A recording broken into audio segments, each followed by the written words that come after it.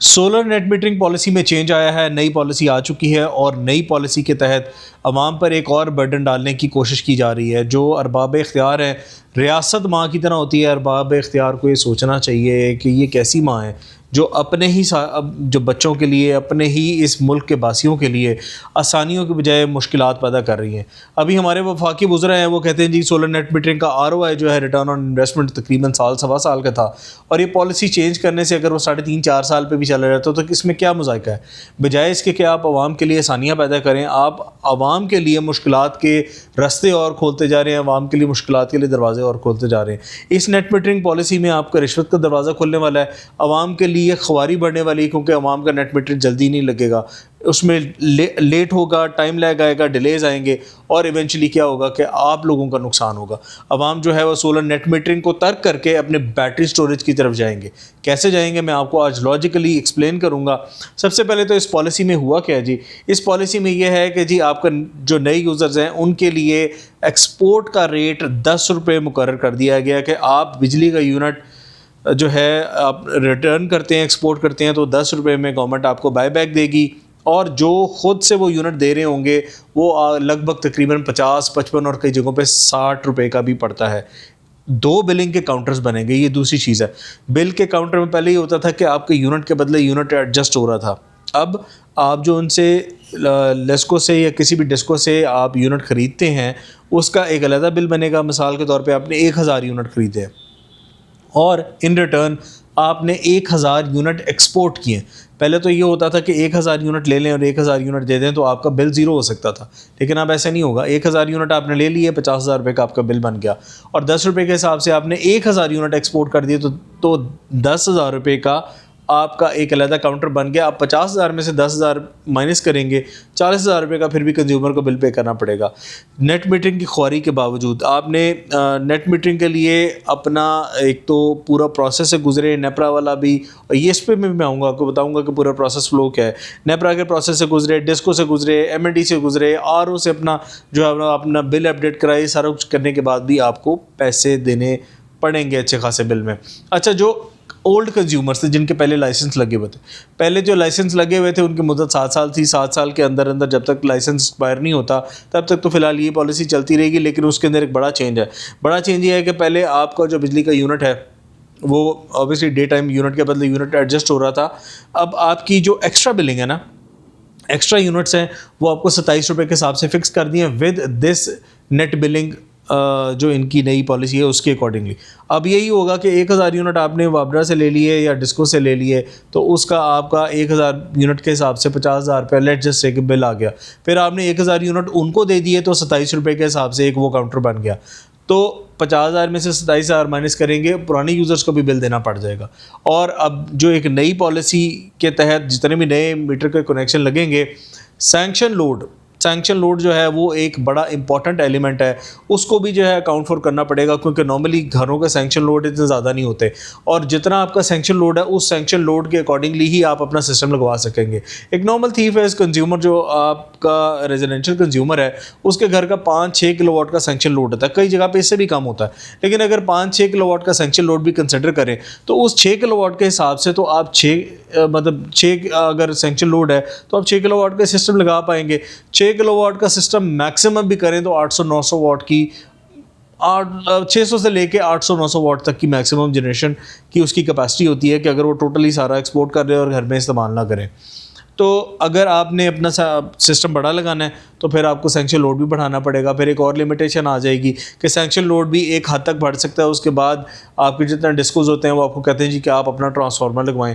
आप अपने ट्रांसफार्मर के चक्कर में जाएंगे तो फिर आपका अपना ट्रांसफार्मर जो है वो 4-5 लाख रुपए की एक वो कास्ट ऐड हो जाएगी, तो ये फिजिबल नहीं लग रहा।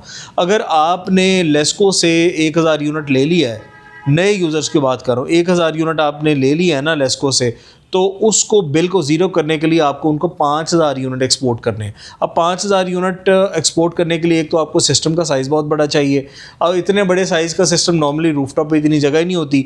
एक तो अगर आपने वो लगा भी लिया सिस्टम तो फिर सैंक्शन लोड में आप फंस जाएंगे। तो ये एक ऐसी गवर्नमेंट की पॉलिसी है कि वो ये चाह रहे हैं कि जो ज़ीरो बिल वाला कॉन्सेप्ट है ना, अब किसी का ज़ीरो बिल आ ना सके, लेकिन ये आएगा। मैं आपको बताऊँगा कि आप अपना बिल ज़ीरो कैसे कर सकते हैं। अच्छा, अब जो दूसरी चीज़ इस पूरे प्रोसेस फ्लो की बात करते हैं कि ये प्रोसेस आया कितना आसान होगा। नेट बिल्डिंग पॉलिसी तो लॉन्च हो गई, लेकिन ये प्रोसेस की बात करते हैं कि ये प्रोसेस आसान होगा या मुश्किल होगा। तो सबसे पहले आपकी फ़ाइल बनेगी, फ़ाइल जो है वो आपकी जो मुतलका सब डिवीज़न है उसमें जाएगी। सब डिवीज़न वाले जो हैं वो नई पॉलिसी के तहत ये चेक करेंगे कि जो आपका ट्रांसफार्मर है उसके अंदर ऑलरेडी जो लोड सैंक्शन है वो कितना है। अगर उस सैंक्शन लोड के against 80% of the solar install हो चुका हुआ ऑलरेडी, तो आपको लाइसेंस का इजरा नहीं करेंगे। यहाँ पर देखें एक और विंडो, एक और दरवाज़ा खुल जाता है कि अगर आपका वहाँ पे अवेलेबल एलोकेटेड स्पेस है भी, तभी आपकी सब डिवीज़न वाले आपसे पैसे मांगा कि जी स्पेस नहीं है, आप हमें पैसे दें और हम आपका जो है वो आपको स्पेस एलोकेट कर देते हैं और आपका सैंक्शन लोड बढ़ा देते हैं। सैंक्शन लोड बढ़ाने के अलग पैसे लेंगे, आपको नेट मीटरिंग की जो स्पेस एलोकेशन हो उसका आपसे अलग पैसे चार्ज किया जाएंगे। तो इवेंचुअली जो नेट मीटरिंग पहले लाख 1.5 लाख रुपए की ब्रैकेट में हो रही थी, अब उसकी प्राइस बढ़ के तकरीबन 2-2.5 लाख रुपए 3 लाख रुपए तक जा सकती है। तो ये एक बड़ी एक नेगेटिव एक बैकलैश इसका आने वाला है, जो कि फ्यूचर में फेस करना पड़ेगा गवर्नमेंट को। अच्छा, अगर इस प्रोसेस को थोड़ा सा और आगे कंटिन्यू करते हैं, तो आपकी फ़ाइल अगर यहाँ से निकल भी जाती है डिस्को से, तो फिर 1,000 रुपये पर किलोवाट की नेपरा की फ़ीस आ गई है। आपने 5 किलोवाट, 10 किलोवाट का, 15 किलोवाट का जितना भी सिस्टम लगवाना है, हर किलोवाट के हिसाब से 1,000 रुपये का डिमांड ड्राफ्ट बनेगा इन फेवर ऑफ नेपरा, और वो आपकी फ़ाइल के साथ लगकर इस्लामाबाद जाएगा। अब वो फ़ाइल अगर इस्लामाबाद से अप्रूव होनी है तो टाइम लैग एक वो लग गया। अब उसमें जो टाइम लैग लगेगा कंज्यूमर को, वो भी एक बड़ी हिट पड़ने वाली है। वो टाइम लैग के बाद फिर दोबारा वापस फाइल इधर आएगी एमएनटी के पास, और जब तक आरओ आपकी बिलिंग क्लियर नहीं करेगा, आप जो है वो कंज्यूमर वसूली पे टंगा रहेगा, और एक ऐसी कैफियत पैदा हो जाएगी कि कंज्यूमर जो है फ्रस्ट्रेशन का शिकार हो जाएगा। पैसे लगाने के बावजूद भी कंज्यूमर बिल दे रहे होंगे, और बिल ना सिर्फ के बिल दे रहे होंगे, उनको ये ख्वारी भी काटनी पड़ेगी। खैर, ये इस सारे मामला से हम छुटकारा कैसे पा सकते हैं, अब मैं आपको बताता हूँ कि आप अपना बिल कैसे ज़ीरो कर सकते हैं। देखें, इसको चीज़ को लॉजिकली थोड़ा देख लेते हैं। हुकूमत ने जो आपको बिजली देनी है वो 50 रुपये के हिसाब से देनी है, आपसे लेनी है 10 रुपये के हिसाब से, या जो पुराने एग्जिस्टिंग कंज्यूमर्स हैं उनको फ़िलहाल थोड़ा सा बेनिफिट मिल रहा है कि उनकी बिजली शायद 25 रुपये या 27 रुपये के हिसाब से डिडक्ट कर लें। लेकिन जो न्यू कंज्यूमर, नया जो सारिफ है, वो अपना जो सोलर सिस्टम लगवाने जा रहा है, उसको तो कम्प्लीटली अपने आप को सिक्योर करने के लिए एक हाइब्रिड सिस्टम लगवाना चाहिए इनिशियली।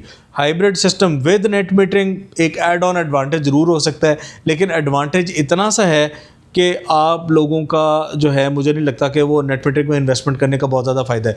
जितनी आप नेट मीटरिंग में इन्वेस्टमेंट कर रहे हैं, उससे बेहतर है कि आप अपने लिथियम आयन स्टोरेज की बैटरीज़ को बढ़ा लें, क्योंकि बैटरीज़ की प्राइसेस आजकल जो है वो बहुत लो हुई है।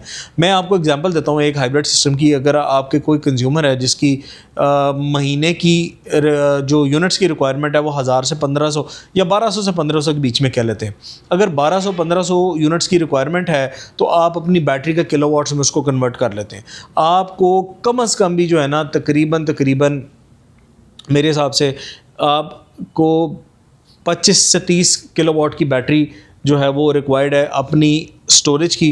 आप अपना डे टाइम जो है वो कंजम्पशन भी कर सकते हैं, और बैटरी में स्टोर करके अपना लंबा बैकअप भी ले सकते हैं, और थ्रू आउट द नाइट अपनी वो इस्तेमाल कर सकते हैं। अगर आप इतना नहीं करना चाहते, तो आप मिनिमम एक 16 किलोवाट आवर की बैटरी से स्टार्टअप लेके ड्यूरिंग द डे सारा दिन अपना बिजली इस्तेमाल करें, और रात में अपनी बैटरी से स्टोरेज लेकर अपनी जो है वो अप्लाइंसेस आप चला सकते हैं। 16 किलोवाट की जो बैटरी होती है उसमें 16,000 वाट की पावर होती है। आप अगर उसमें 2 एसी चलाना चाहें इन्वर्टर बेस, तो अगर 1-1 किलोवाट एवरेज 1-1 किलोवाट का एसी है, बैटरी का 80% डीओडी है, तो आप आसानी से उसके ऊपर कोई 7 घंटे तक अपना 6 से 7 घंटे तक एसी चला सकते हैं।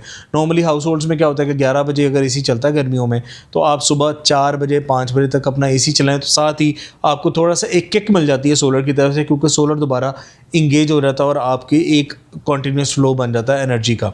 ये तो एक ऐसी चीज़ है जिस वजह से आप अपनी ही बिजली बना के अपनी ही बैटरी में स्टोर करेंगे, और जो बिजली बना रहे होंगे ये गवर्नमेंट को सस्ती देने के बजाय बेहतर यह है कि अपनी बैटरी में बिजली स्टोर करें, ताकि आप महंगी बिजली वापडा से ना ले सकें, और अपनी ज़रूरत के मुताबिक, अपनी ज़रूरत के तहत अपनी ही बैटरी में से आप अपनी एनर्जी जो है वो इस्तेमाल करके अपना गुजर बसर कर लें। क्योंकि लिथियम आयन स्टोरेज की जो बैटरीज़ हैं उनके लाइफ साइकिल जो है आजकल बहुत ज़्यादा अच्छे आ रहे हैं।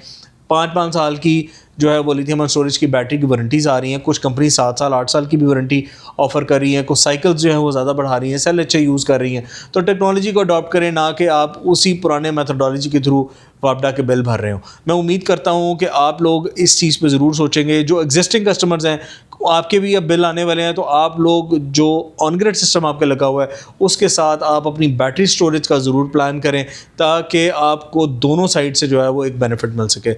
मैं आपसे मिलेंगे अगली वीडियो में नई इन्फॉर्मेशन के साथ। अंटिल द नेक्स्ट वीडियो, अल्लाह हाफ़िज़।